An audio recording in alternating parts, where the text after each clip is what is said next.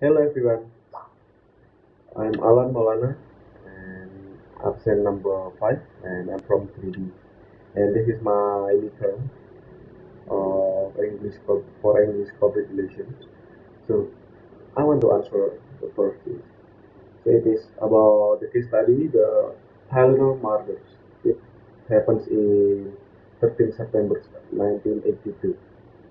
So the first is what might have been the consequence if Johnson and Johnson had decided to out the first report of Tylenol related death and not recall the product. So the first, it will be a lot, many customers will lose of trust if Johnson and Johnson had choose to ignore the initial reports of the Tylenol related death and not recall the product. Public trust would have eroded significantly. People rely on the safety of over-the-counter medication, and many hints of danger could have led to widespread fear and avoidance. The second is the long-term damage. Okay. Market fell off. So it's such a many customer will not choose the Johnson and Johnson product. Okay. This make the company both lost many profits in the year. And the third is long-term damage. For the long-term damage, Johnson and Johnson reputation could have suffered irreparably. Consumers associate brands with safety, and a failure to act promptly would have tarnished their image for years to come. Other products under the Johnson and Johnson could also have been impacted.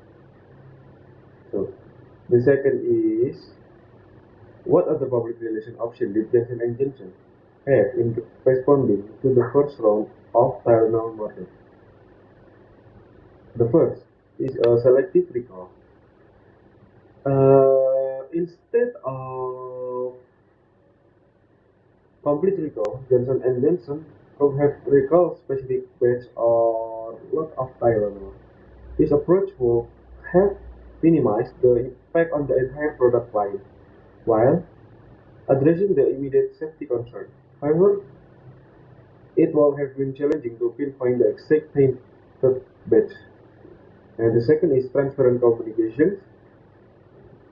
Detailed communication about the situation, investigation progress, and safety measures would have been crucial.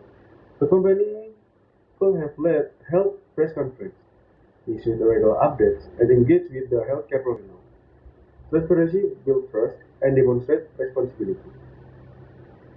And the third is engage with the expert.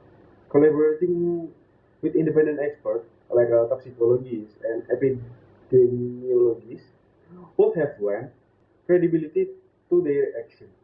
Expert endorsement could have reassured the public that Johnson and Johnson was taking the crisis seriously and implementing necessary precautions. The third question is, do you think the company made a wise decision by reintroducing extra strength Tylenol? Yes, the company made a wise decision by reintroducing extra strength Tylenol.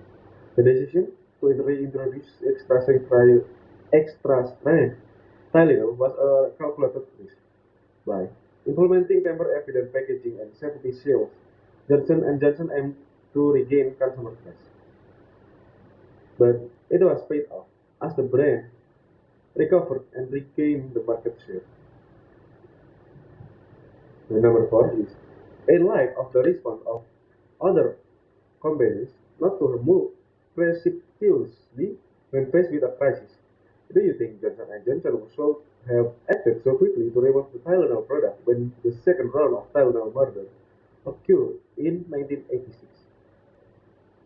In 1986, Johnson acting quickly by preventive measures like give the heightened awareness after the initial crisis.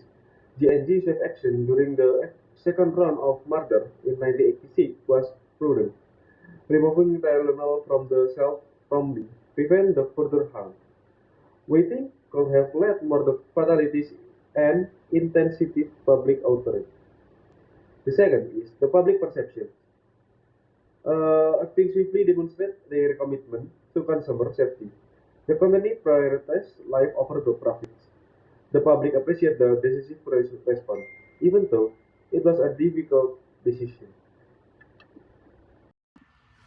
So, what the specific lessons can be delivered from the way in which GNG handled the public relation aspect of this tragedy? So, the first is the transparency.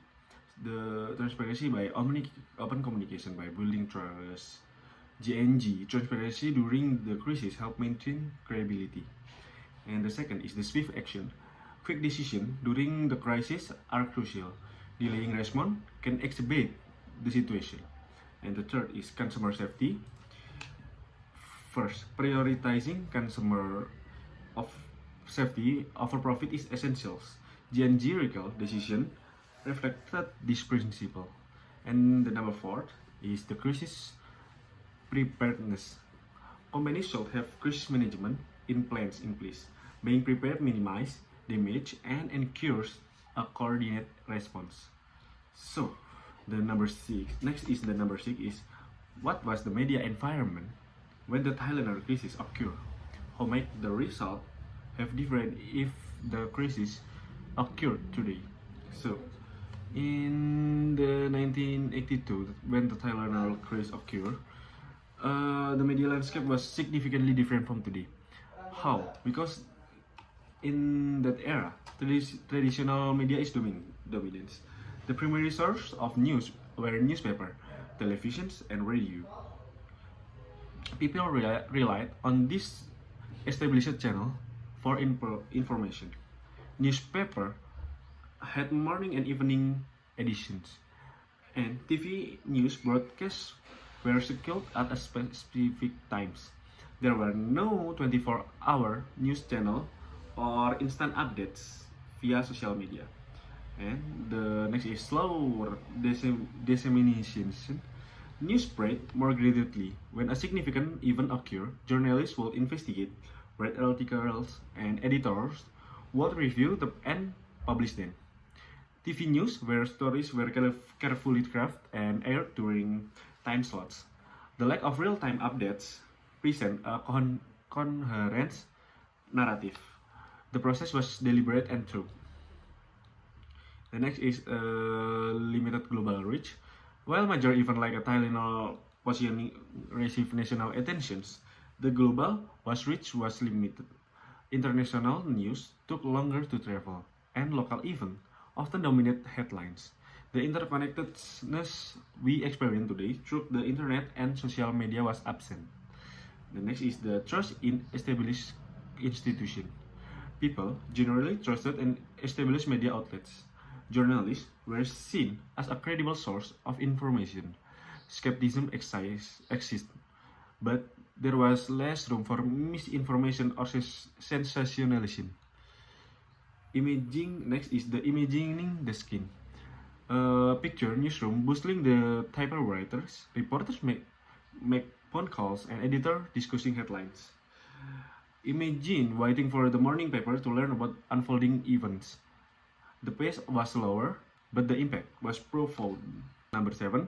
See what information GNG offers for its customer on the Tylenol website www.tylenol.com. So, the first is the care cards. This demonstrates the empathy and provide health information. When the customer visit the Tylenol website, they find resources like a care cards that offer advice on managing health issues. These cards show that GNG genuinely cares about its customer well-being, beyond just selling a product. Imagine worried parent finding guidance on fever management or pain relief. The next is house call. This section offers personal health advice. It's like having virtual nurse at your service. User can explore symptoms, get recommendation, and understand when to seek medical attention. GNG commitment to customer health shines through here. Imagine user typing in symptoms and receiving tailored advice. And the next is fact sections. By proactively providing answers, GNG demonstrates transparency and concern for the customers. Imagine wondering about drug interactions and dosage instructions, finding clear explanation on the website.